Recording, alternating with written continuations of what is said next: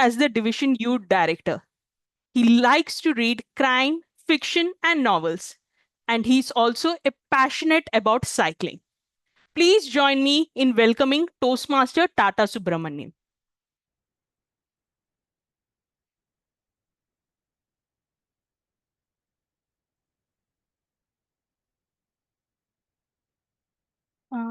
Tata, you're on mute. Yes, thank you so much. Thank you so much, Sergeant at Arms, for introducing me. And I welcome you all for this 90 minutes session, or rather, I would say a conversation between multiple prestigious speakers and a fantastic moderator. Now, the purpose of this whole Unabashed series, Unabashed Talks, is all about we bringing people from varied experience within the Toastmasters community and sharing their perspectives about it. So we thought that rather having as a educational session, let it be a discussion amongst the eminent speakers and let them share their experience. And thanks to Area Director Praveen Nayak, who had initiated this. And I'm very proud that we have initiated this as a division. Now, I would like to introduce the moderator of this session. And this person does not require an introduction. For one thing, because I don't have his introduction. And for the other, he's very popular in Toastmasters.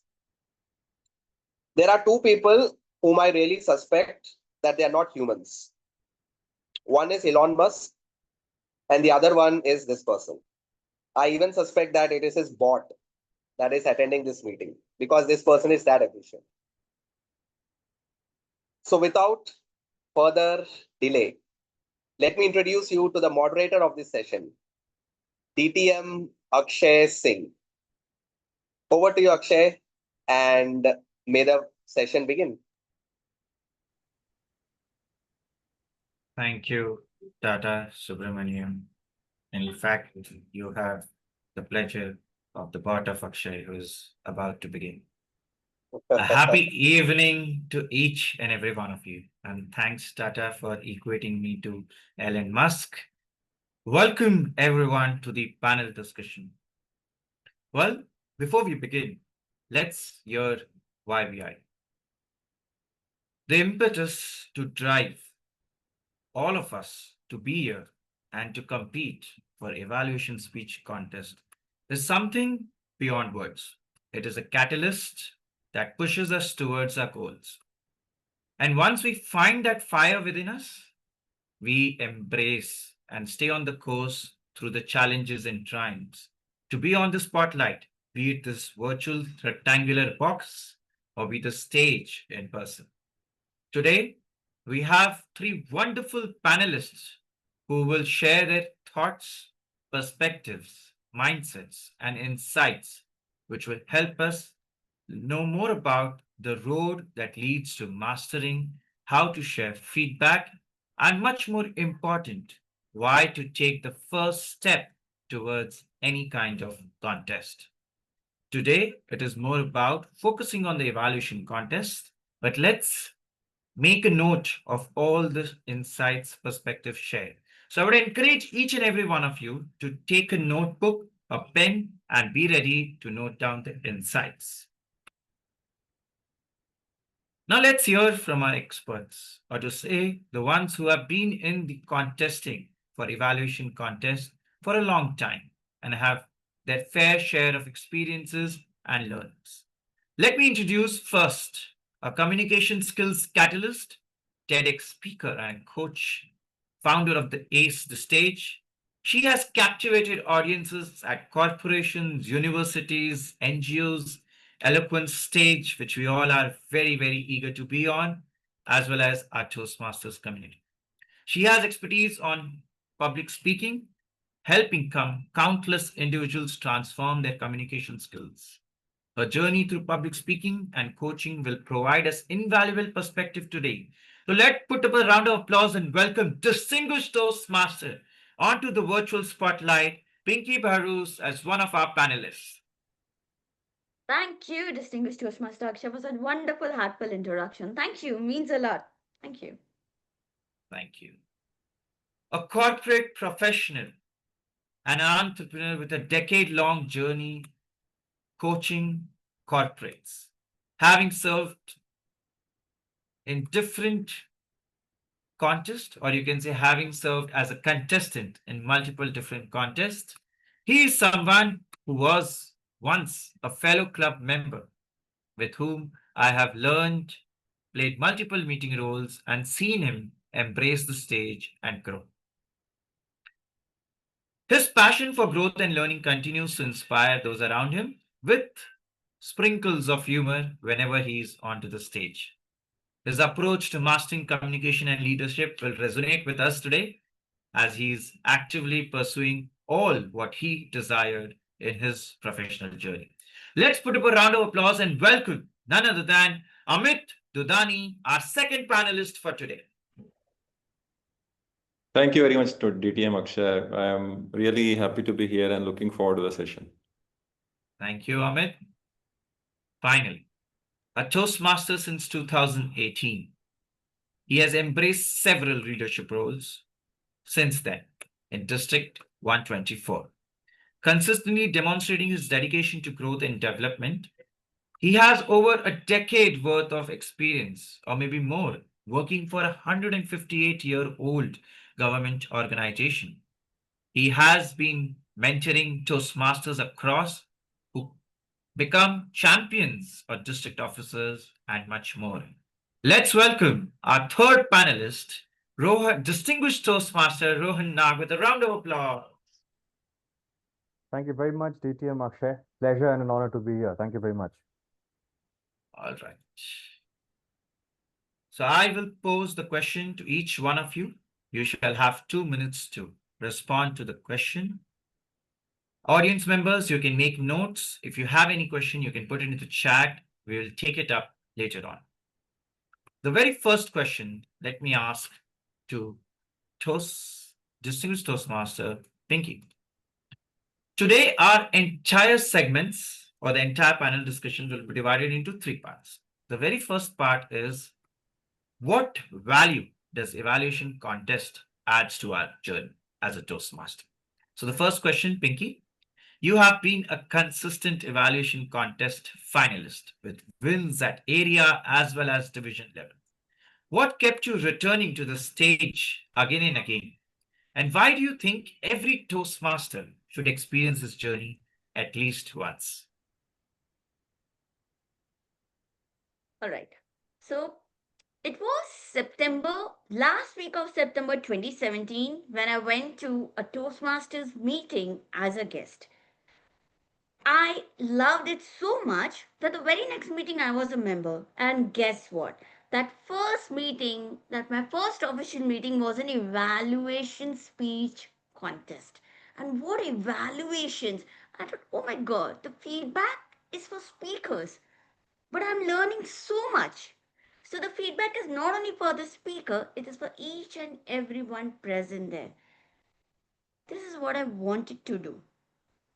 And I decided that okay, some connection is there. And very next year, I am going to be standing there in that very next contest, participate there. So that is how I decided that this is a contest I'm never going to skip. Secondly, why should you participate in contest? Coming to me, I'm lazy. Why am I lazy? Because when I have to prepare for club meetings, club roles, okay, ho jayega. But when it comes to contest, I take it seriously. No, I have to do something. I have to give my best shot. So contest helps you grow. One thing is guaranteed, that you're motivated to put extra efforts, which leads to your growth. So that is the reason, yes, you must participate in contest, and you never know what happens. Over to you. Thank you. It seems if you all wish to convert from a couch potato to someone who is serious in Toastmasters, then you should embrace contests. Let's go to our next panelist, distinguished Toastmaster Rohan. A fun fact about him. In District 124's history, he was the first person to win both the contests simultaneously, table topics as well as evaluation speech. Why do contests matter to you, Rohan, and how they have shaped your growth journey as a communicator and leader? Thank you. Thank you very much. Contests matter to me because contests always push me beyond my comfort zone and beyond my skill sets. When you're participating in a contest, you are kind of shooting in the dark. You do not know what is coming your way. If it's an evaluation contest, the target speaker, if it's table topics, the topic. So you are obviously trying to get into the unknown. But when you are trying to get into the unknown, as Pinky ma'am said, you're pushing yourself further. So the moment you're pushing yourself further, you're putting in more effort on yourself. You're trying to learn more skills. You're trying to observe better. You're taking more feedback. You're being more active in club meetings. So I genuinely believe that the moment you are graduating from one level of contest to the other, that is the club, the area, the division, and the district, it is just a number from my end. I believe that the learning you get is equivalent to 10, 20, 30, and 40 club meetings. That means if you are participating in a club contest, the amount of learning you will get by participating in one contest will be equivalent to 10 club meetings. If it's the district contest, that's 40 club meetings. That is more than a year, kind of. So if you are active as a contestant, as a participant, your skill will improve, your self-confidence will improve because again, you are coming out of your comfort zone, that cocoon, you're pushing yourself as an individual, and somewhere you start having this belief in yourself that, okay, I'm doing better in the unknown. Now imagine having that confidence in your work life, in your social life, right? So that's how I believe contests can help us not only in Toastmasters, but also in our work and social life. That's the reason why I believe contesting is so important. Awesome. That was an interesting phrase used by Rohan. Graduating from one level to another is equivalent to 10, 20, 30, 40 meetings. A different perspective. Thanks, Rohan, for sharing. Let's move to our third panelist, Amit. Amit has refined his evaluation skills, as once he has said that he has traveled across the world to see what is happening around and has brought a lot of humor into the process. So, Amit, why do you think the contest is more than just feedback delivery? What deeper value did you discover when you were traveling globally? Yeah. So Toastmasters is not only about expressing yourself or talking to a particular category of people. You can have audiences from different nationalities, from different backgrounds. So in that sense, visiting various different clubs, understanding the cultures, how they think, and the kind of things that they appreciate could be very different from the things that we appreciate. So you can pick up a lot of nuances and finer points from these overseas meetings and meetings at different clubs. So definitely that helped me. And I totally resonate with what the two panelists said. It helps you grow. Now, let me tell you, I was a very poor listener. And that is what prompted me to participate in the evaluation contest. Now, I had two options, either to listen to the speech and evaluate, or evaluate without listening. Now, you don't want to be in the second state, right? You cannot evaluate a speech that you have not heard. And trust me, and I ask for forgiveness to those speakers whom I may have evaluated without listening. It's not an easy position to be in. So I focused on this ability to listen. And when you listen, it makes the job of evaluating a lot more easier. So as an evaluator, it helped me grow.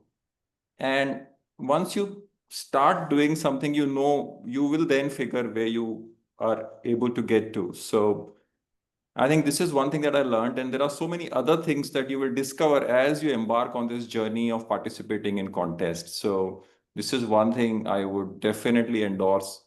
You should challenge yourself and you should put yourself out there to know what you are capable of reaching. Thank you. Thank you, Amit. Amit has shared that traveling across the world, the value which was added to his experience was he learned to listen better to different cultural perspectives, different actions, and different ways people see other speeches. Thank you, Amit. Let's move to our panelist, Rohan. Rohan, I had gotten your LinkedIn profile and I read one of the articles which where in a heartfelt reflection of your contest winning at district. You said you have mentioned about embracing vulnerabilities post your district win. How did you overcome that moment, that one moment of doubt which comes into our minds when we are just about to embrace the district stage? How did you overcome that? Well, just before the district contest, a lot of contestants came and they said, "Well, Rohan, all the best." And at that moment, I had a point of epiphany when I realized that all the other contestants have graced the district stage at least once. So the last time I was a part of an evaluation contest was way back in 2018-19. And in the division level, there were four contestants and I came fourth. So this was quite of a journey for me. But at that point of time, I realized that I am the one who's carrying no baggage. There is no baggage. But perhaps those contestants, because they have been on stage at least once and have not maybe placed in the top three, there is a sense of a baggage. And that's when I realized how lucky I am that I am just going up there, participating because I just happened to be there without any baggage, not with much of expectation. And that moment, I realized that my vulnerability was perhaps the least compared to theirs. The point I'm trying to make is if you, as a contestant, are nervous, are feeling those butterflies in your stomach, I assure you the other contestants are feeling that as well. So don't have doubt in yourself that, okay, I am nervous. I'm not sure how I will do. Well, those guys looking very confident. It's not that. Everyone is feeling nervous. Everyone is having those shaky knees. So that is that point of time when you can tell yourself that you are not the only one. Okay, everybody is feeling that. Automatically, a sense of calm and comfort will come into your mind. That is how you overcome those last minute jitters before any contest. The moment you can do that, all vulnerabilities, assure you, will be put to rest.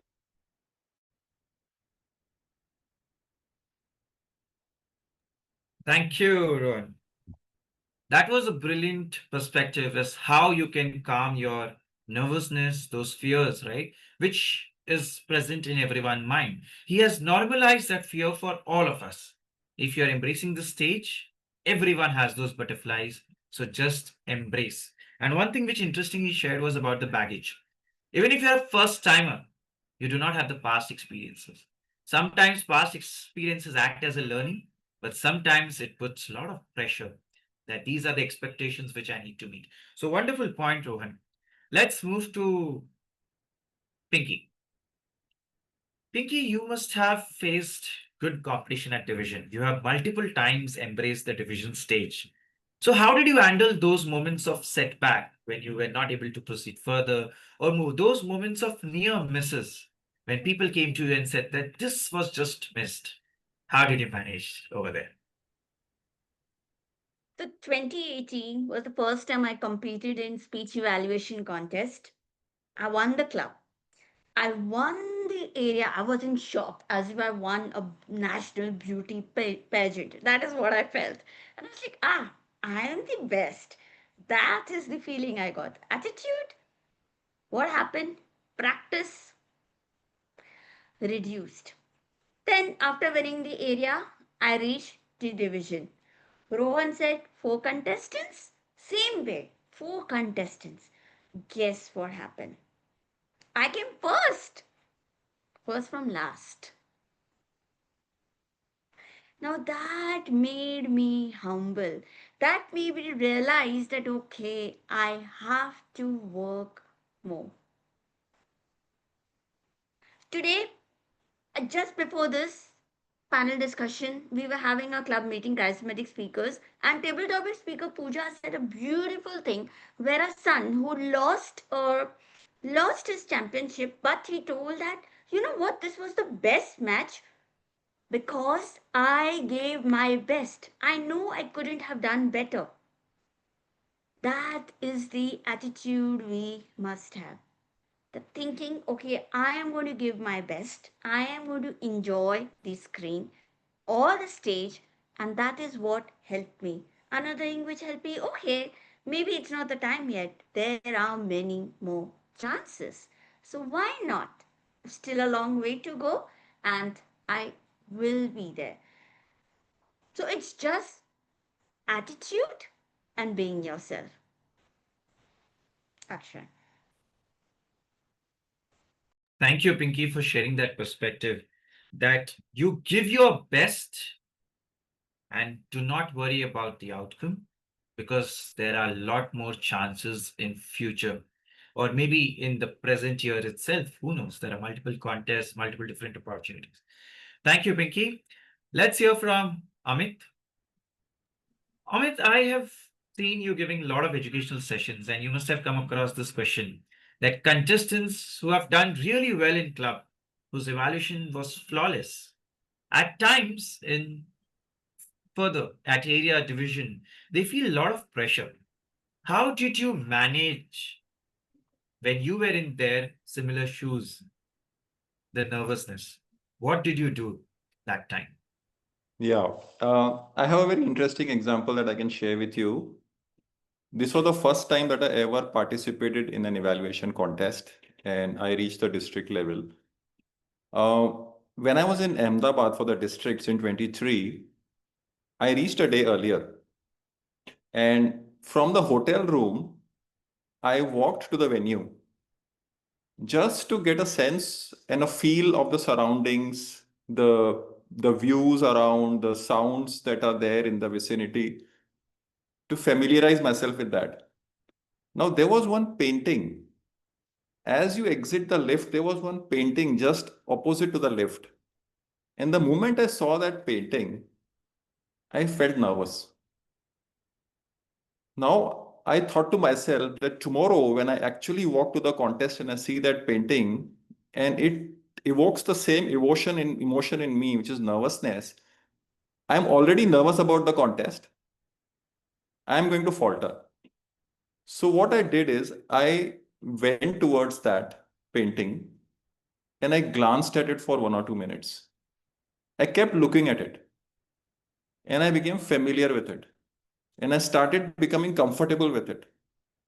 Next day, when I walked out and came out of the lift and I looked at the painting, and it made me smile. And so did the contest. At the end of the contest, the results made me smile. So, yes, preparation is the key. You will feel nervous, but identify what is making you nervous and address that, face that. Once you start facing it, you will start getting comfortable with it. So that's what I did. And I would suggest that everybody would at least identify what is making you nervous and then try and work on that. Interesting. That's excellent to know that Amit found a familiar thing. The painting became his anchor at that moment, wherein he related his nervousness, looked at it, became comfortable, and the next day when he walked past by it, he knew that this is the comfort I will experience back on stage. So wonderful example, Amit, and thanks for sharing. Let's hear something more from all of our panelists from their professional journey because everyone wants to know how these skills which we learn at an evaluation contest will help. So let's start this time first with Rohan. Rohan, professionally, you have been working for a 158-year-old Government of India enterprise, right? And you have been in a senior leadership for almost a decade. How has the skills from an evaluation contest helped you in your professional role? Now, when I joined my organization, it was a kind of a strange situation because there were people who were a part of my organization since before I was born, but I was their boss. In such kind of a situation, their thought process is, and I have to say this in Hindi, otherwise the impact will not come. Kal ka chokra hame kya sikhayega? There was that massive gap between me and them. Now, what I learned in evaluation were two things. Number one is listening. Number two is empathy. We are listening to what the speaker is saying, and through empathy, we are trying to add value to the speaker's journey. Now, I thought if I'm doing that in Toastmasters, let's try and apply that at work. So before me going and telling them, the boss, you need to do this, I just changed an approach. This is the problem. What do you think we can do about it? And I gave them an chance to give their perspective. If what they said was perfect, I said, great, go ahead. If I thought, okay, some tweaks are required, I would give it a shot that, okay, this is fantastic. This is great. I love your perspective. Maybe we do this, but try and approach it this way. That's exactly how we transition from the commendations to the recommendations. So listening and empathy that I learned and made better through my participation in various evaluations at club meetings and contests, I readily apply at work day in and day out. As a matter of fact, I did something very similar yesterday as well. Hopefully, I'll get results by Monday. So, yeah, these two skills, listening and empathy, if you can work on and if you can apply, and not only in your professional life, but even in your uh, social life, in your personal life. And my wife says after joining Toastmasters, I listen better and empathize more with what she says. So, I guess if the wife is giving that feedback, I think, yeah, I have gained something better, right? Thank you. Thank you, Rohan. The two aspects, listening and empathy, if you can implement. And one thing which I really loved about his response was how you transition from commendation to recommendation. If you remember that transition even at your workplace, then you will be able to bridge all kinds of gaps and collaborate. Wonderful point and perspective. Let's hear from Pinky. Now, Pinky, professionally, you are a coach. You have coached professionals across TEDx, Josh Talks, corporates, Toastmasters. How has competing in evaluation shaped you as a professional speaker and coach outside Toastmasters? First of all, I totally agree to what Rohan said, empathy. We are able to understand others better, and also what Amit was saying about focusing. So, to add on to those points, communication. It's all about how to say what you have to say. We are concerned about others' feeling. We understand them better. So yes, communication. Second thing, valuing time. Even today you're noticing you have limited us to 2 minutes, Akshay. But we all three of us are finishing our answers in 2 minutes. That's what evaluation speech contest has done. We are clear, we are scripts, and we are finishing our answers in 2 minutes, valuing time. So that's what it's communicating and valuing time. That's what I said. Thank you, Pinky. That's an interesting addition to the perspective shared. How to say what to say. If you must have heard any kind of evaluation educational session, people always say you need to focus on the how, you need to focus on what. And that's what Pinky shared through her answer. Communicate these two aspects in the time which is allotted, and you will do wonders at workplace. Thanks, Pinky. Let's hear from Amit. Amit, you're professionally working as a corporate trainer and you advocate about how one can live sustainably with compassionate lifestyle choices. How has the CRC method of evaluation helped you in your professional journey to persuade your audience? Well, yeah, I think I'm sure all of you would agree that listening is the best form of compassion. When you're listening to somebody, you are being compassionate to that person. And I kind of agree with Rohan, but slightly differently. Uh, for him, evaluation made him a better listener, and which his wife acknowledged. For me, it was the other way around. Marriage made me a better listener, and that's how I became a better evaluator. But yeah, I mean, coming back to the point, see, we all are in meetings, right? We all attend meetings. Now, what do we do in meetings? Like, assume I'm in a meeting with my colleagues, or even some of the seniors, what do I do in that meeting? I listen to what they say. I evaluate. I evaluate the environment of the meeting. Who's present in the meeting? What's the agenda? What is being said? And then I prepare my response. And my response has needs to be appropriate to the environment of the meeting and also to what has been said. So evaluation definitely helps us. It has helped me to not only be a better listener, but also to be able to understand the environment and respond appropriately. So that is one of the biggest pluses. I think prepared speeches also help you for sure. But in my case, in an office setting, I would have had 5 situations where I have to speak impromptu by assessing the environment of a meeting. And there would be one presentation that I would make. So it's a ratio of 5:1. So do learn to evaluate. I think it will definitely help a lot in your interactions and your meetings in office settings. Thank you, Amit, for sharing that perspective. Observe your environment. You are a good listener, you are paying attention to the speaker who is speaking, maybe at the stage or in a meeting. But observe the environment, maybe how your team members, how your colleagues are reacting, how the stakeholders are reacting to what has been spoken. And then do not react, respond, understand. We all get 5 minutes after an evaluation contest, then speaker has finished his speech. Those 5 minutes are to do this. Very well put up, Amit. Thanks for sharing. Now let's quickly dive into the second segment, all right, which is all about how do we focus on the mindset which we need. We have already seen how to normalize our struggles and fears, but what kind of mindset each and every one of you had or have developed from evaluation contest? So let's start with Pinky.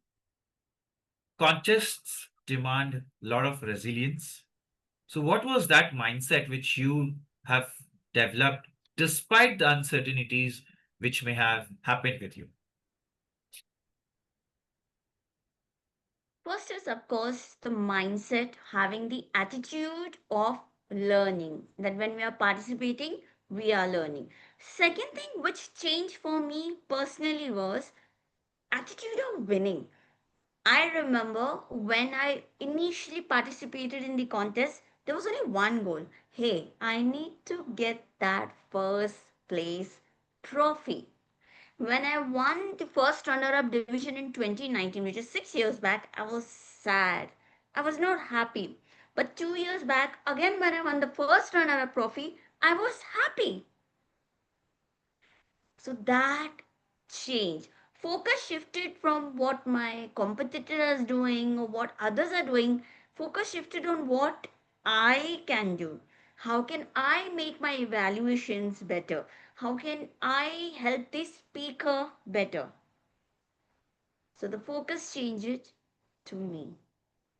I found a reason that the reason was very simple. I want to help the other person put their best foot forward when they come to give their speech next time. They should be better than today. That is what I have in my mind. And with that, everything changed.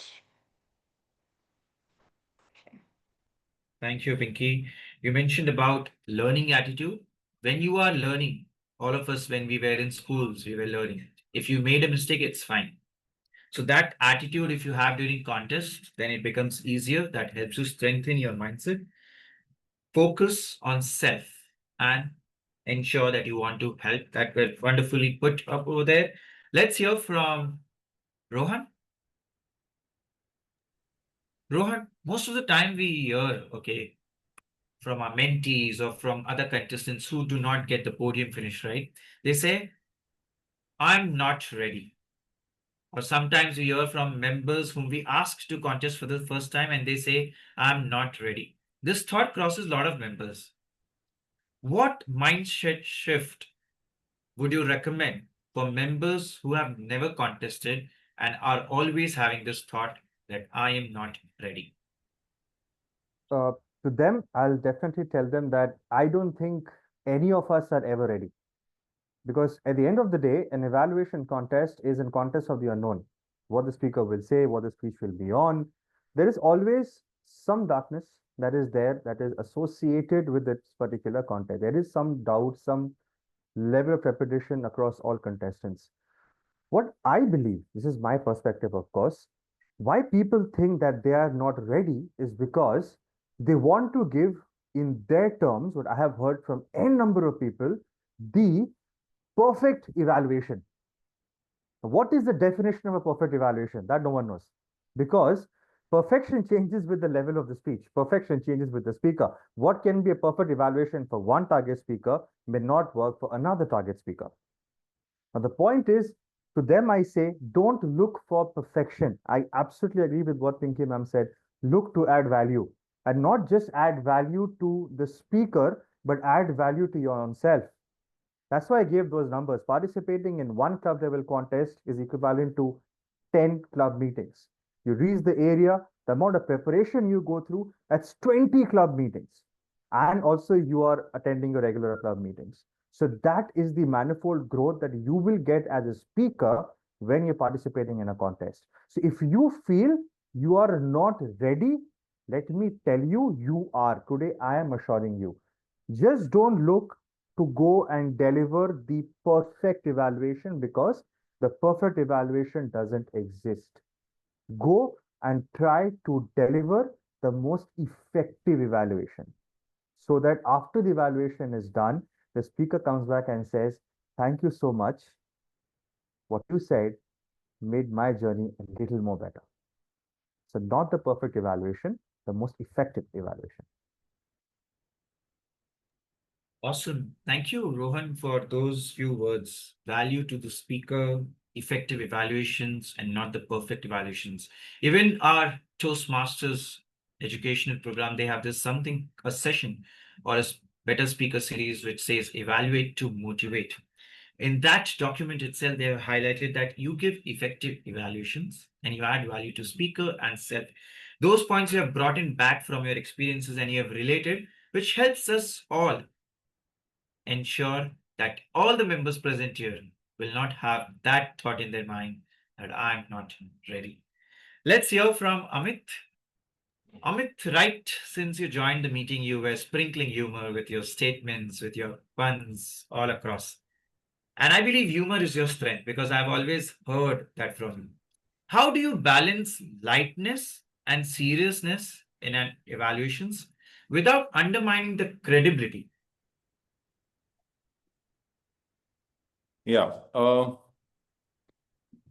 effort has to be sincere. As long as your effort is sincere in trying to give your best evaluation, not the best evaluation, but your best effort to the speaker, then any input that you provide would be appreciated. And if you can sprinkle that with a little bit of humor, then definitely that's like an icing on the cake. So if your objective is to make your evaluation humorous, you may lose the intensity. The objective has to be to provide value to the speaker and try and add a little bit of humor as and where you can. If you cannot, that's all right, but the objective cannot be diluted.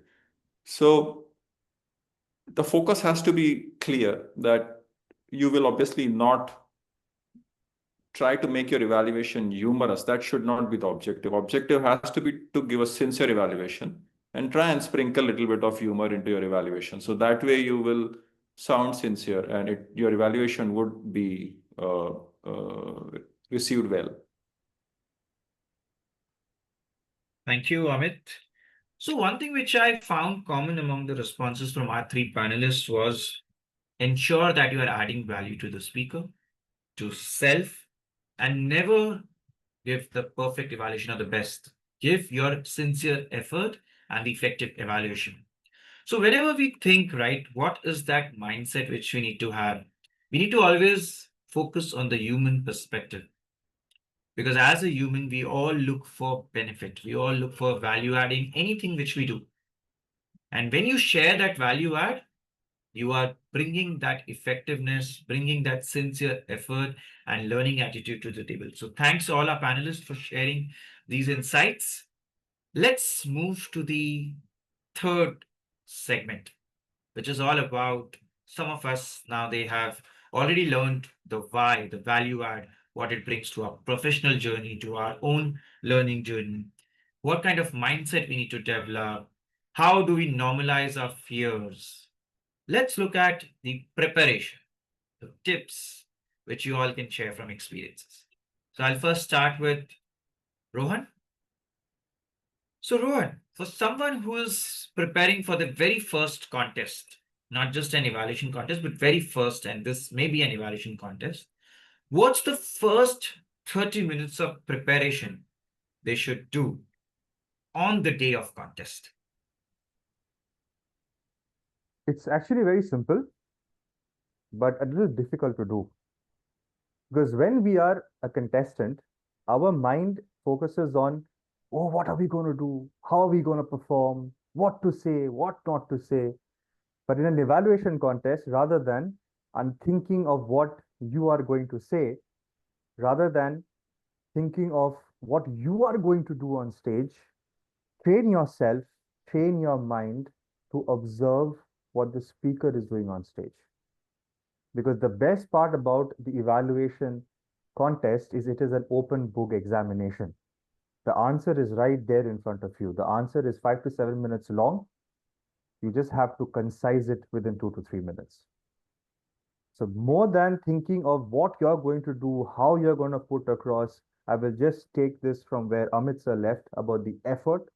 The effort should be in telling yourself that it's just not about what you're going to do, but rather it's what you are going to do depending on what someone else has already done. So train yourself, develop their observations lens so that you can observe better, because the more you observe, the deeper you observe, the more finer your points are going to be.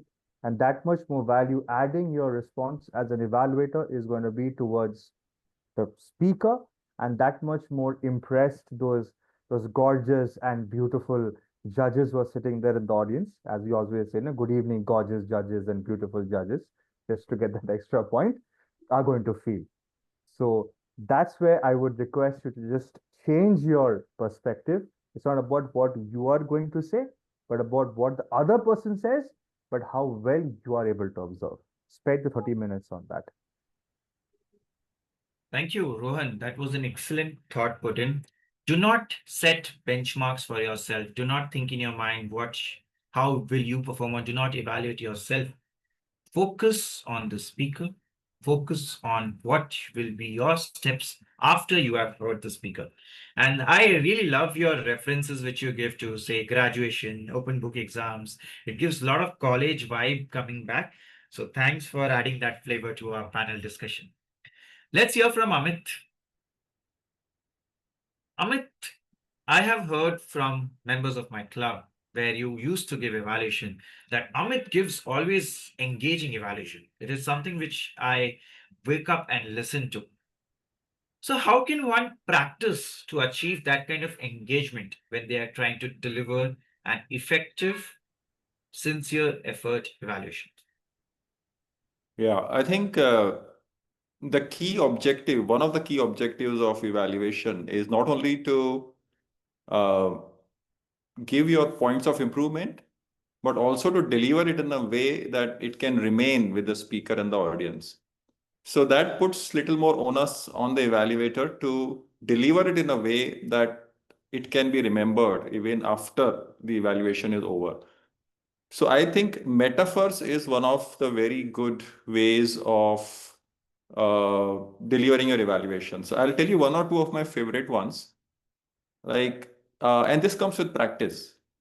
So with regards to usage of stage, right? Like in a physical environment where the speaker is on a stage, you may see a speaker standing in one position and delivering the entire speech, or the speaker may actually be using the entire stage, as ideally one should do, preferably.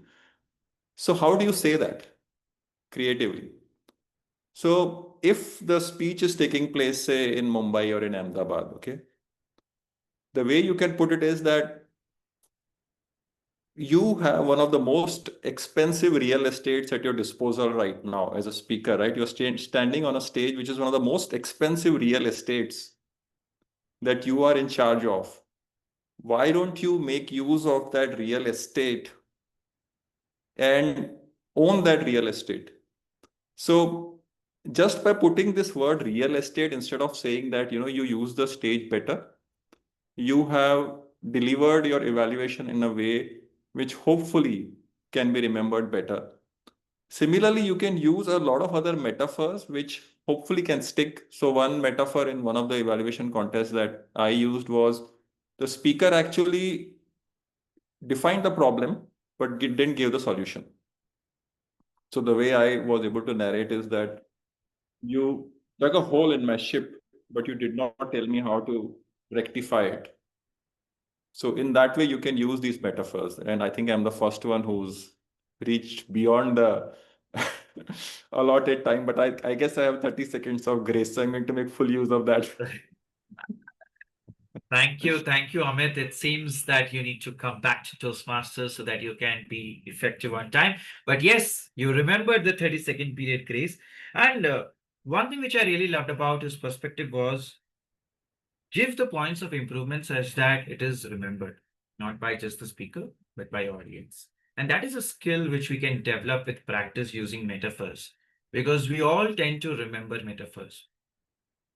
That is something which we relate to because it is simpler to remember those complex or sophisticated jargons we may be using for Toastmasters, but metaphors become simple, something which we can practice. So that was beautifully put. Let's hear from Pinky. Pinky, what's a simple exercise members can do daily to improve their observation skills? All right. So the first one I'll share is pick up any, for example, I have a bottle near me. Just take a pen, paper, and write down okay, whatever you see. 10 things which you note down, any object. So that will help you focus. That time you're only concentrate. For example, okay, this one has 10 lines. Look at the logo, look at the color. Okay, this is from the phone and all. First exercise is that. Second exercise I would suggest is 3 to 1 sensory scan. Now, what is that? Look around and note three things you can see. For example, in front of me, I can see clock, I can see light, I can see shadow or flare. So, three things I can see. Two things I can hear. So, now Ganpati Bappa festival is going on. I can hear the bhajans because down it's being celebrated. Second thing, I just realized my mom was out. I hear that the door got opened now. So, now I understood okay, mom has entered. Okay. Then, third thing, one thing you can smell or feel. For example, I can get the fragrance of incense sticks at this moment. So, this will also help you focus more. Another thing which we do not have to make it obvious when you're talking to people naturally, not to make it obvious, look at the body language, look at the facial expressions, that will also help you. And you can start it now. How? If you want to focus, you want to start your observation skills from now on, switch on the videos because you will be forced to focus. Then you don't have any choice. So, over to you, Akshay. Thank you, Pinky, for sharing those 3 points. One thing which you said, you note down 10 things when you're looking at any object. It helps your brain sharpen that skill of how much you can cognize in those few seconds. It will help you observe better. Whenever we are listening to an evaluation test or target speaker, we are continuously noting our notes. So just imagine if you're able to observe that quickly and make those notes and bullet points, that's a skill which you all should work upon. The other aspect, 3 to 1, is something which is see, hear, and feel. We all hear, but it's a good way that we can practice it daily till your contest or even practice it daily as a Toastmaster. So wonderfully shared. Let's go to Amit. Amit, as I was going across, realizing that you have come back to Toastmasters, I just happened to visit your educational sessions. And I realized so many educational sessions you took the year when you won. And I recollected this once quote which you said was shared by Faisal Saeed, a distinguished Toastmaster as one. Expressing your experience of what you felt about the speech is effective evaluation. I repeat, expressing your experience of what you felt about the speech is effective evaluation. Can you share 3 tips as to how we can put this into practice? Yeah, I don't know whether I can share 3 tips, but I'll share what I can, what comes to mind immediately. So, yes, like we have discussed, listening is the biggest form of respect that we can provide to anyone, and especially in an evaluation contest, that is what we are doing. So, listening is the key.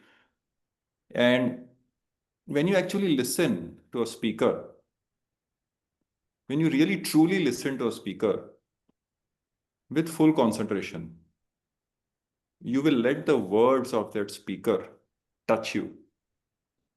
The words of the speaker will touch you. They will touch your emotion.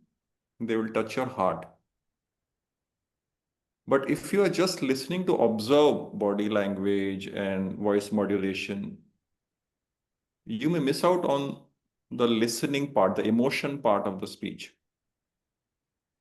So what I really liked about DTM Faisal's evaluations and his observation was he said, you should evaluate what the speech made you feel or how the speech made you feel. So when you're listening to a speaker and the speaker is trying to convince you or motivate you, did you get any goosebumps?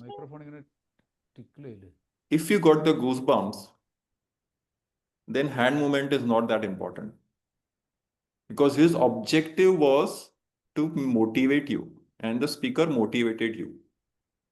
And as a listener, you felt it. That is one thing which really impacted me when I heard. And my entire focus of evaluation changed to trying to understand where the speaker is coming from, what is in the heart of the speaker, what is he or she trying to convey, and whether that message is coming to me. If I feel something, I will express that, yes, you did this well, I felt this. If he or she didn't do it well, I'll say, ki, I didn't feel that well, that much impact. Perhaps you could have changed it. Right on time. Thank you. Thank you, Amit, for sharing that. When you get touched by words of the speaker, is that time you will be able to share feedback on what worked and what can be done better. Beautifully put. Let's go to Rohan. Rohan, I have heard that you have mentored more than 124 plus Toastmasters. I know you come from District 124, but you have done that more than 124 plus. Among which, as I had said earlier, some have become great contest champions, some have become district leaders. What key difference do you see between those who compete and those who win? Over to you. Thank you. Thank you, Akshay. The difference is just one word, it is desire. It is not the desire to win, but the desire to go the extra mile. And that is exactly what I learned from some of these mentees of mine. The desire to attend more meetings, desire to get more feedback, the desire to practice more, the desire to know more, the desire to do more. And that is what is the difference between a participant and the one who ends up winning. I have even in my various table topics contest, I have quoted one of my idols of life, that is Muhammad Ali. Okay, the great, the goat of the goat, the greatest of all time. So Muhammad Ali had once said that champions are just not made in gyms. They are made of a desire. They are made of a desire to go that extra mile. So I have read this, I have read his life history. So he used to do stomach crunches. So he never counted, right? He used to keep on doing and doing and doing. And the moment it started paining, that is when he would start counting as one, two, and three, and would reach 100. So the desire to go that extra mile in the effort made him the greatest of all time. So that is exactly what I will tell all the esteemed members who are here. The difference between the one who just participates and the one who participates to win is the desire to go that extra mile, to put in that additional effort. And that was my biggest learning from these very mentees of mine. Thank you, Rohan, for sharing that. I remember the time when I was trying to prepare, along with one of my friends, most of the members over here would know, distinguished Toastmaster Santosh Akela. We used to try to evaluate world champion speeches because we had that desire that not just normal speeches or our club meetings or contest speeches, we wanted to evaluate the best so that we can push ourselves to do the extra thing, where to look for those recommendations, how to add value to even the best speakers present. And I remember those sessions which we used to have with each other, it used to be endless. We used to evaluate multiple and only stop once we had to do something else. And that was the passion which has polished my evaluation skills, because even today, when someone says, how have you managed? I can tell them that it was that desire to practice more, know more, and do more. Thanks, Rohan, for sharing that thought. Let's hear from Pinky. As a coach, Pinky, how do you structure an evaluation so it is crisp, empathetic, and motivating at the same time for the speaker? So, opening is always what I felt about this speech. Then it's very simple structure, three good points, transition, never to forget the transition, clear transition, two areas of improvement, summarize, and closing with the message. With the message I got. And if you say, Pinky, do you fix to three and two, three good points and two areas of improvement? No. I focus on what would matter more to the speaker. So this is what I keep on mind, but it may change. But one thing never changes is what would be better for the speaker.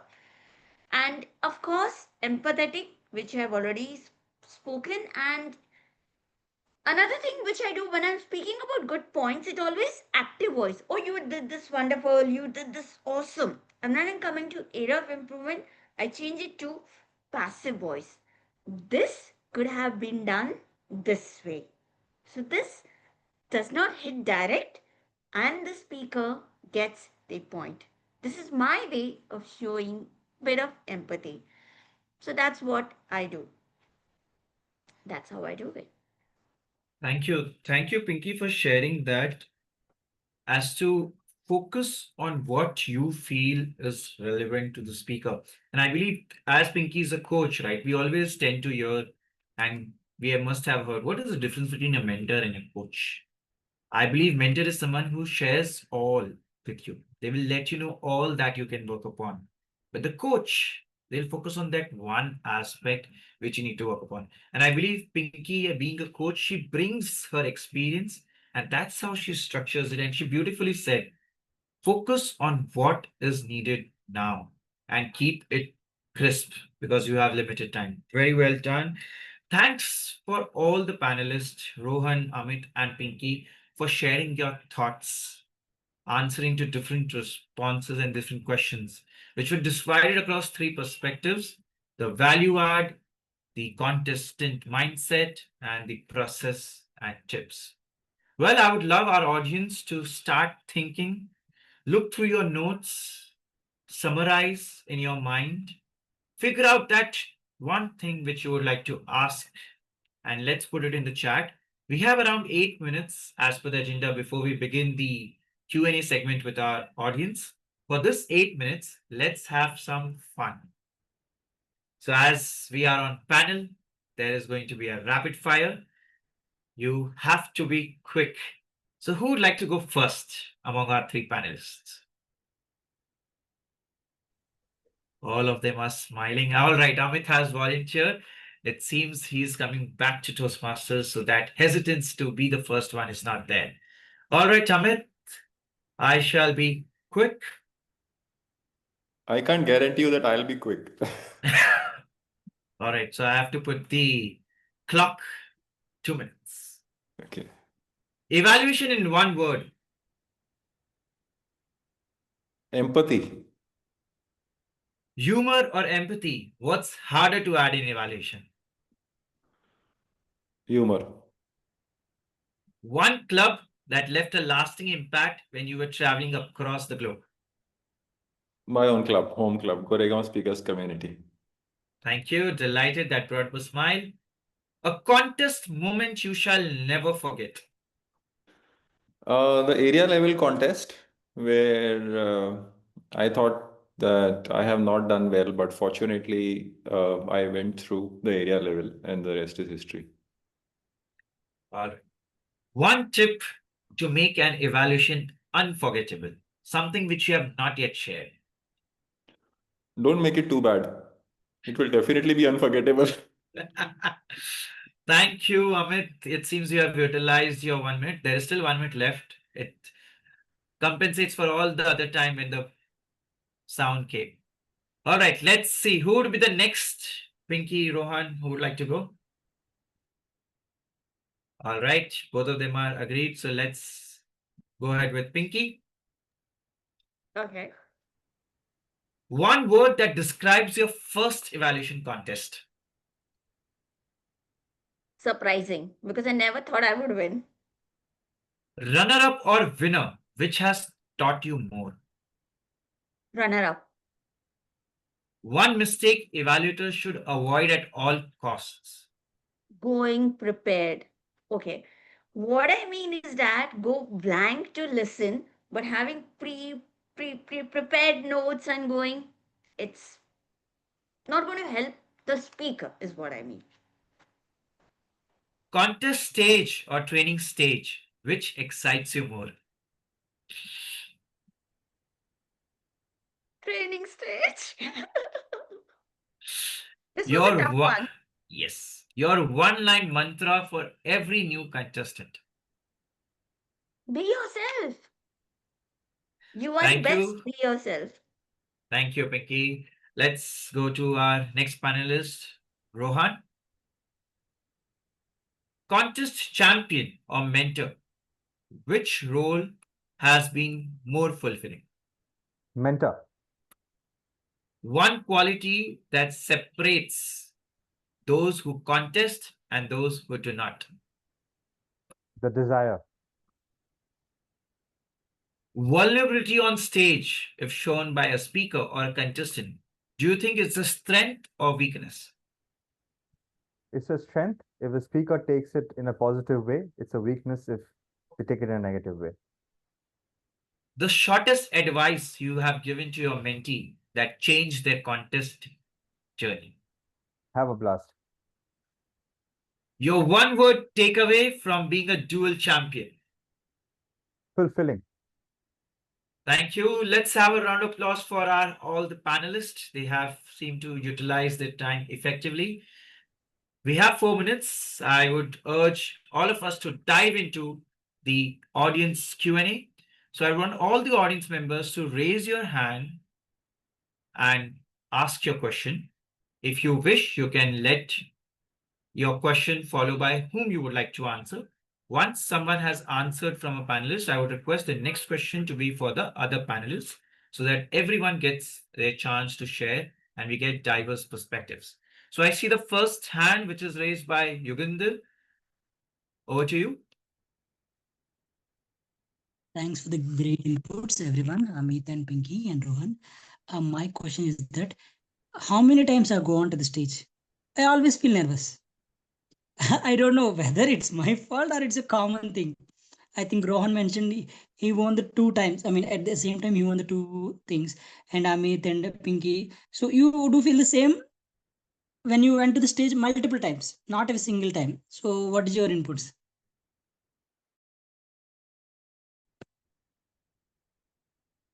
Go ahead, Pinky.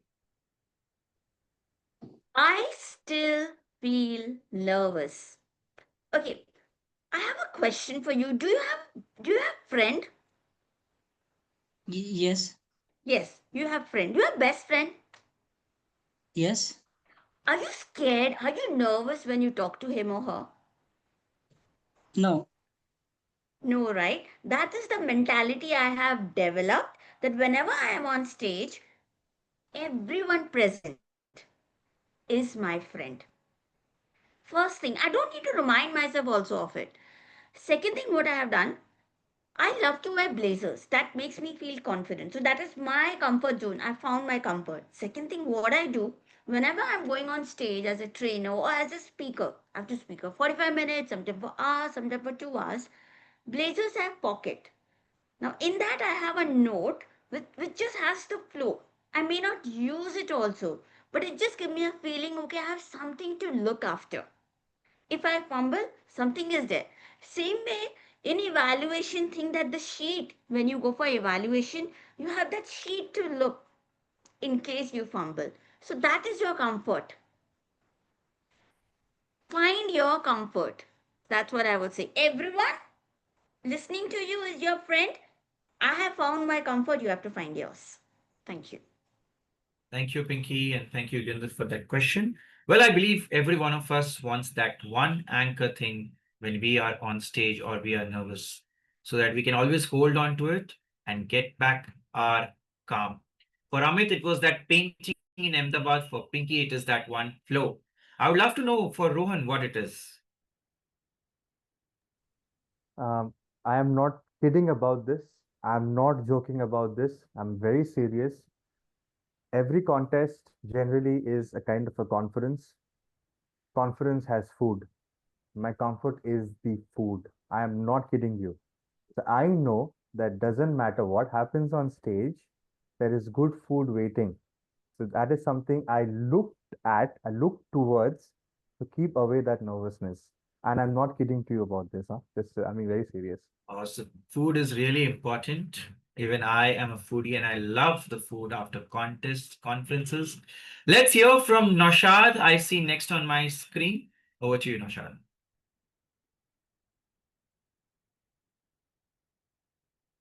You may ask your question to Amit or Rohan.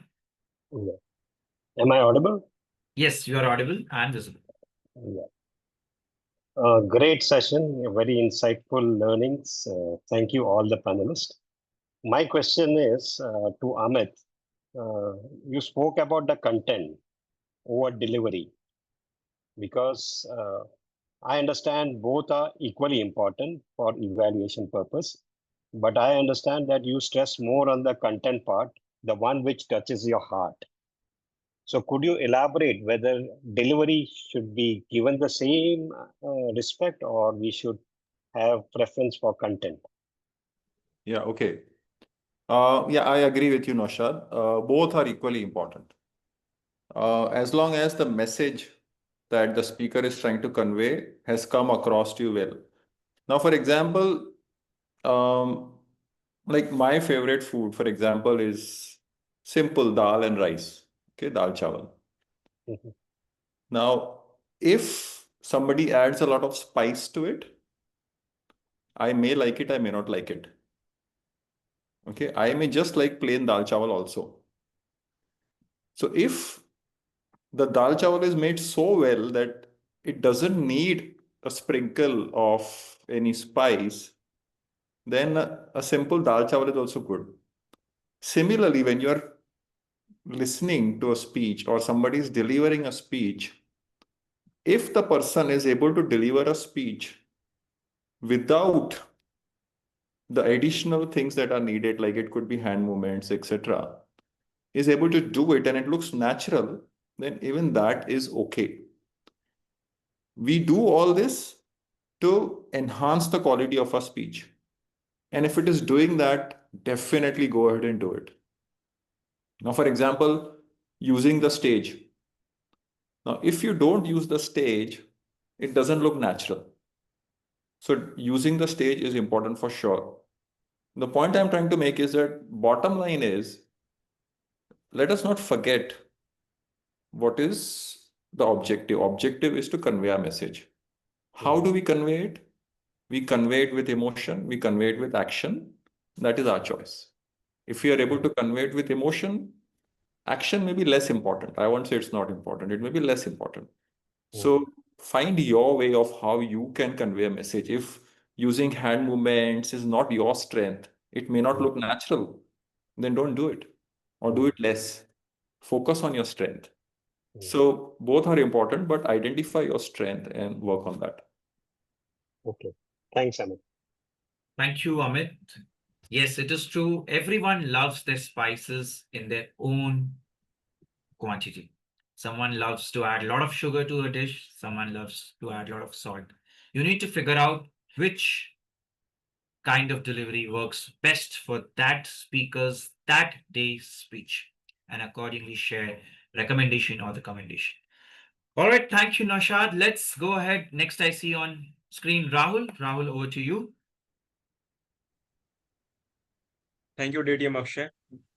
Hello, dear panelists. So, what I believe, opening of the evaluation, when you are an speech evaluator, opening connects you with the audience and closing connects you with the speaker. This is what I believe. So, my question is that as a speech evaluator, which portion we must focus on? Is it opening or closing? Among Pinky and Rohan, who would like to take this up? I believe first one was Pinky. Let's hear from Rohan. Rohan, you are on mute. Thank you, Akshay. Thank you, Rahul. So, Rahul, I believe the question you've asked is from the perspective of a contest, right? Now, when you're preparing for a contest, there is something known as the judge's ballot, right? It's very important to know what you're being judged on. If you see the judge's ballot, 15 marks out of 100 is given on your summary. The summary is how you end. You end the evaluation. So if you don't end well, you will automatically be scored less out of 15. But then again, there is 40% marks on the entire content. So you're opening your body is the entire content because summary is marked separately. The point I'm trying to make is both are equally important. You really cannot define or determine that one is more important than the other. From the perspective of a contest, please study the judge's ballot, know how those 100 marks are divided, and ensure that you as a contestant are prepared and planned on how you can get the maximum points out of those 100, those bifurcations, by listening to the speaker and adding value to the speaker and the members of your audience. Because please understand, your audience will comprise of three groups. Group one, the target speaker. Group two, the judges. Group three, the audience. Group one, you have to add a lot of value. Group two have to feel that you have added value to group one, and most importantly, how group three reacts and responds to you will also have an impact on the minds of the judges, because judges are sitting right there. Imagine if an audience member says, "What a fantastic evaluation he's done." The judge is sitting right there, right? So it's equal. So just not A, B, or C. It's A equals to B equals to C. I hope that answers your question. Yeah, thank you so much, Rohan. Awesome. Thanks, Rahul, for that question. And Rohan, thanks for sharing that insight. That first part, you have three groups in the audience. You add value to the target speaker or the test speaker. You ensure that the judges, as per the ballot, they feel you have done justice and you have added value to the speaker. And finally, the audience also relate, because everyone present in an audience is in their minds evaluating the speaker as well as they are evaluating you. So if they could relate to you, they will react and respond, and that is crucial. Thanks for elaborating it beautifully. Let's hear from Sajita. Yeah, thank you all the wonderful panelists for the invaluable suggestions. My question is, I oftentimes struggle with the opening. I know DT Pingy has mentioned that she would start the opening with what connected with her the most.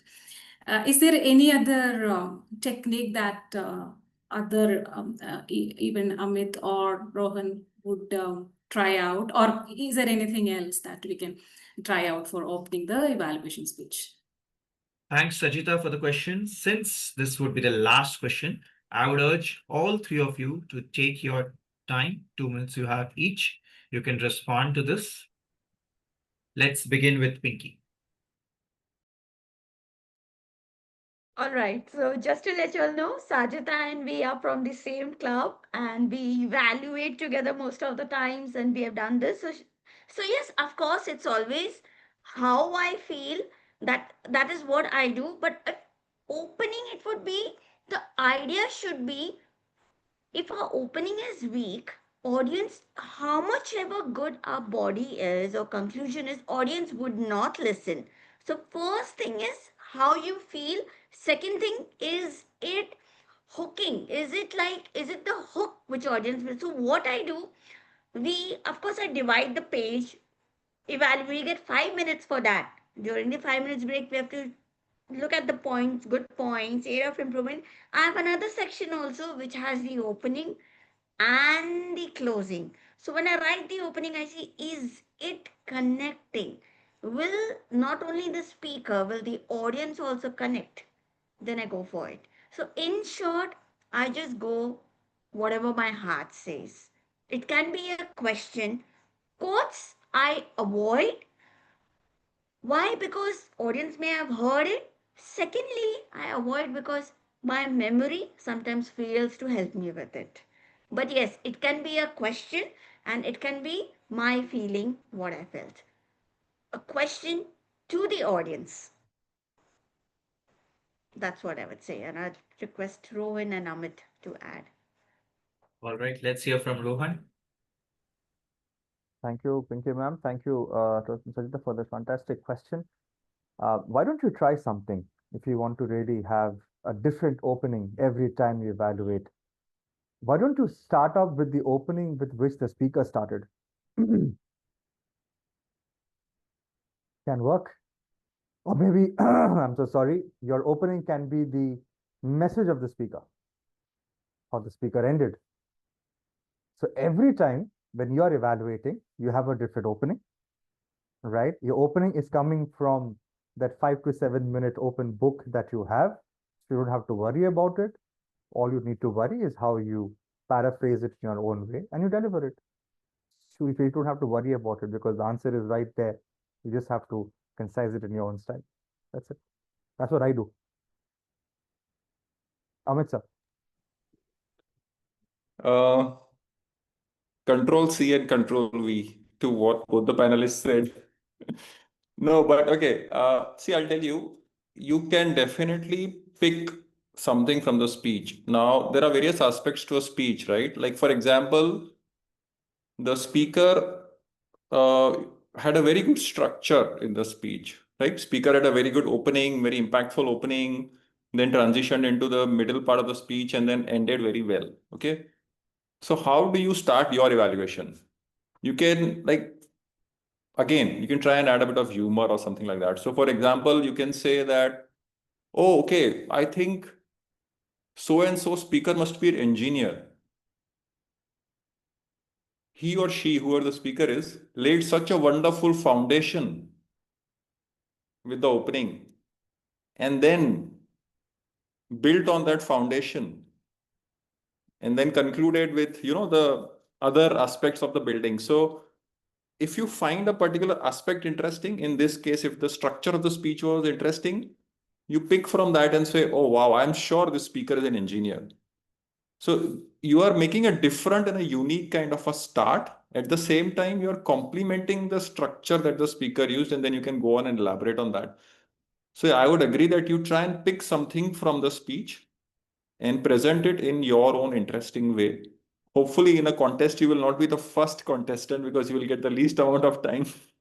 But if you are like second, third, fourth, you'll get a little more time to structure your thoughts and come up with something creative. So challenge yourself in being little creative in how you can start and pick something from the speaker, make it relatable and put it in a very different way, which people wonder, what did she just say? Like, challenge yourself with that every time you practice in the club also. Thank you, Thank you Amit. so Thank much. you, Pinky. Thank you, Sajita, for the question. And thank you, Rohan, for sharing those insights. You can use elements from the speaker, you can speech, or you can try with the opening which the speaker had. You can say something which connects with you. You can ask a question. There are n number of ways to start an speech evaluation. Well, see one more hand raise. Will allow one more member to give because we have some time. So, Shalini, this would be your last question. And this, since we have only 2 minutes pending, so the question would be answered randomly by anyone. Let's Sure. hear from Shalini. Thank you so much, Akshay, and apologize to not turn on the camera. I'm out currently, but I just wanted to attend this session. My question is, I've heard sometimes in evaluations where evaluator uses some kind of frameworks like 3 Ps and so on. So are there any resources where there are a list of frameworks for evaluation as an evaluator? Maybe not to highlight, but for us to understand. I mean, All right. Thank you, Shalini, for the question. Anyone would like to take this up? All right. No, I can just, I mean, out of top of my mind, I really can't think of any resource as such. I think that is available. I mean, Pinky ma'am is nodding, Amit sir is smiling, so I hope they are in agreement with me. But what I believe is that the ones who can use those 3 Ps and those acronyms are, maybe it has something has come into their mind at that moment, the moment of epiphany, and they have been able to apply it. Because I remember I was able to do that in my area level contest because the name of my speaker was such MCD. So I use message, I use connection, and I use delivery. So MCD was his name. It just came to me like that. So I don't think there is anything that's set available, but rather what I can again say from my own experience, and I've seen other people compete, is maybe you can try and take things up from the speaker's speech itself. That will be a little more easier, and I think that can connect better with the audience members. Thank you, ma'am. Amit sir, please. Thank you, Rohan, for that. Yes, there is no such resource. It comes there and there. But one thing, a caution we need to take care of. For example, I saw years back an evaluator use the word magic. Okay, this was magic. Now there were 5 alphabets. Unfortunately, the evaluation was good, but no, he was not able to complete it. She was not able to complete it. So whenever you're doing such things, take care of time. That's all I would like to say. Yeah, and just to add quickly, Shalini, I think somebody mentioned this. Play with your strengths. If that is your strength, do it. If it's not your strength, don't do it because somebody else has done it well. It doesn't mean somebody else does it well, we can also do it well. If it is your strength, please go ahead and do it. There's no standard structure that I know of, but play with your strengths, I would say. All right. Thank you, all the panelists. Thank you, every member who asked their questions. If you have more questions, you can paste it in the chat. We shall collate them and get a response from all our panelists. As you all witnessed this panel discussion, you heard perspectives from Distinguished Toastmaster Pinky, Distinguished Toastmaster Rohan, and Toastmaster Amit. I hope you all are ready now because you have learned about the mindset, you have learned how to generalize your fears, you have learned what value add it adds, and how do you begin along with practice and tips. So I'm hoping that we have almost 21 members. All of you take part in contests and begin your journey. As we heard a lot about feedback, I myself today moderated this panel discussion. So I too love with some feedback. So what I'm going to do is I'm going to share it in the chat, a link, and you all can respond to it in whichever form you wish to. You can try to inculcate what all you heard and structure it that way, or else you can keep it as simple as possible. I would request the panelists to please pose for a group picture, a smiling picture with whatever reaction seems best.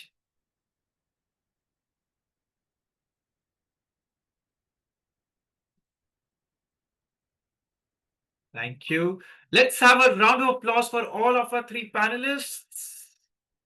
Thank you for sharing the stage and sharing your insights, sharing your experiences. I'm sure this would benefit a lot of members. I see a lot of members posting in the chat.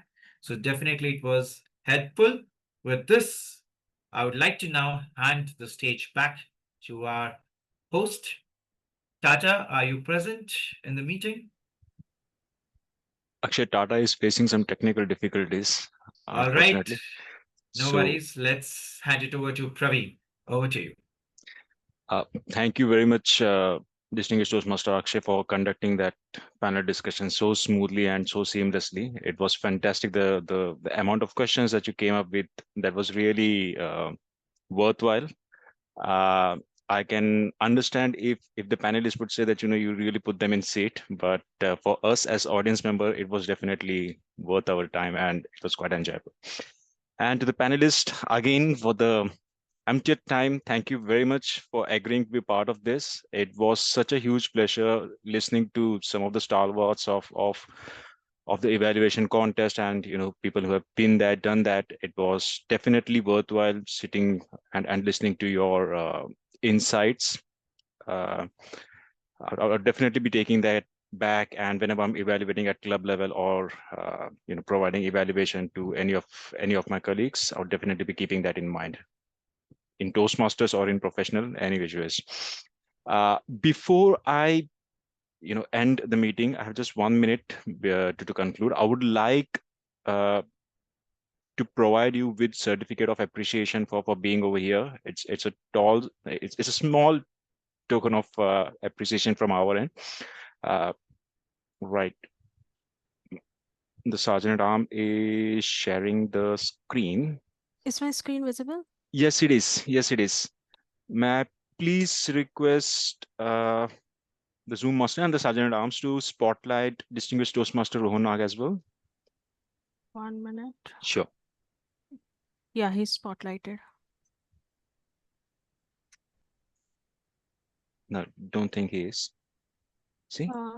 Akshay, can you spotlight? He's spotlighted. Yeah, I see Rohan on the spotlight. Okay. Okay, perfect. And Sangeeta, can you take a quick pic? Akshay, can you take a pic? Yes. Because No I worries, would no have worries. to juggle All right. between two No worries, Sure. no screens. worries, no worries. Rohan and Praveen, you can smile. The certificate is already smiling with those red colors. All right. Thank you. Thank you very much once again, Distinguished Toastmaster Rohan. So thank you so much. Right. The next certificate is for Amit Dudani.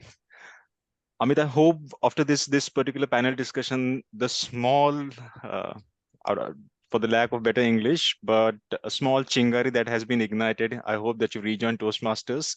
And Certainly has. perfect, great. But I am not finished. I have one thing I'm itching to say. I don't know whether it would land well or not. I'm going to go ahead and say it.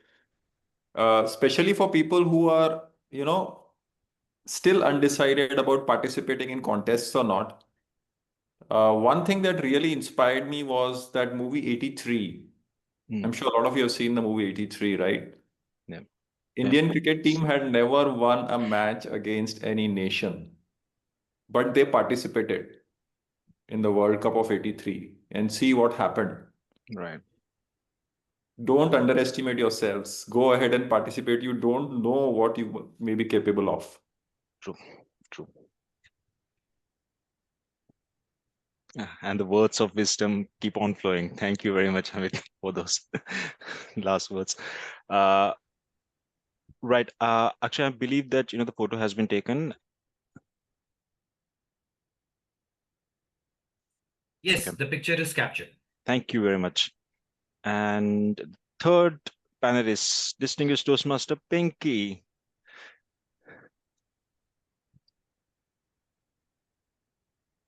Okay. Pinky ma'am has been high spotlighted. Thank you. Thank you for the invite. I'm honored and lovely serving as a panelist along with Amit and Rohan. Wonderful and wonderfully moderated by Akshay. Thank you, Praveen, Absolutely. for that. Thank you very much. Thank you for being a part of it. And Sangeeta, okay, right.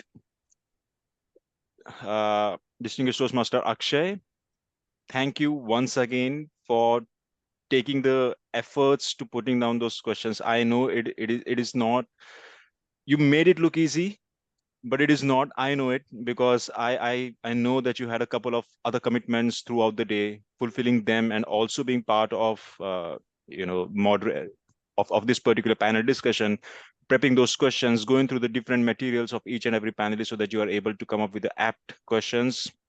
It's definitely shows your commitment, your passion to the Toastmaster community. And I think from on behalf of everyone from Division U, I thank you again and again and again.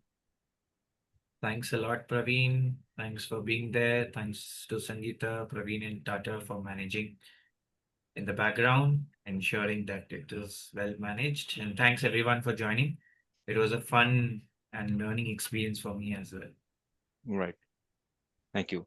And last but not the least, this whole thing, managing the Zoom, managing the Sergeant Arms, managing the background activities would not have been possible without the lovely support of Toastmaster Sangeeta Suresh, who has been, ensuring that everything at the Zoom is promptly addressed, being on the meeting before everyone joins, ensuring she stays back after everyone is completely resolved all of their technical issues.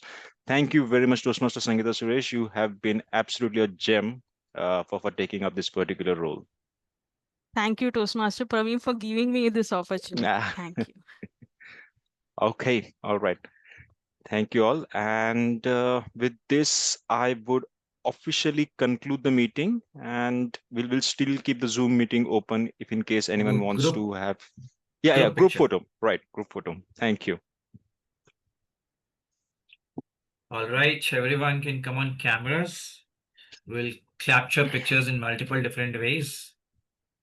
All the members on camera, you can give smile.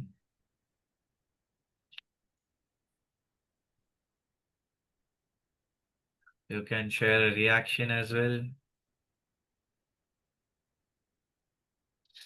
All right, let me capture a picture with phone as well.